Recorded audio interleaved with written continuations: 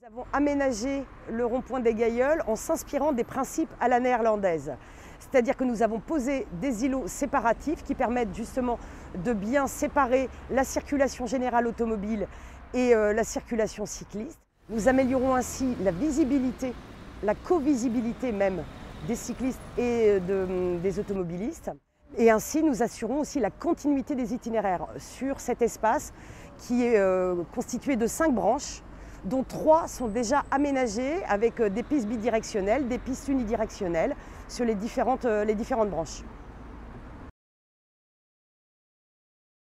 Nous avons choisi ce giratoire, c'est que c'est un espace extrêmement routier, avec 24 300 véhicules jour comptabilisés en 2019, avec beaucoup de gros véhicules, notamment de transport en commun, et 1800 cyclistes jour. Étant donné que nous avons aménagé le boulevard de Vitré, le boulevard Rochester et la route de Fougères avec des pistes séparées pour les cyclistes, il était nécessaire de traiter cet espace de rencontre pour justement améliorer leurs itinéraires et leur permettre de le faire en toute sécurité.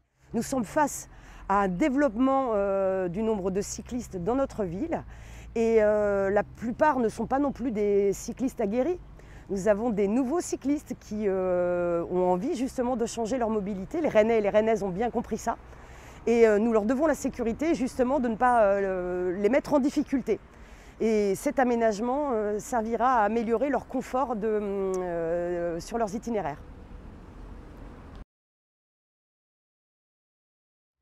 Alors, c'est un aménagement transitoire, expérimental, que nous avons travaillé aussi avec les associations comme Rayon d'Action, les services et Rayons d'Action.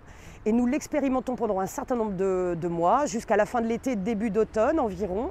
Nous allons maintenant rentrer dans une phase d'évaluation sur la circulation automobile. Est-ce qu'il y aura des remontées de fil importantes ou pas? Est-ce qu'il y aura des zones de conflit justement avec les piétons, les cyclistes et les automobilistes? Et donc nous pourrions modifier cette expérimentation au fur et à mesure des semaines. Et après, nous penserons avec cette évaluation, voir si nous pérennisons ou non, si nous modifions ou non cette installation.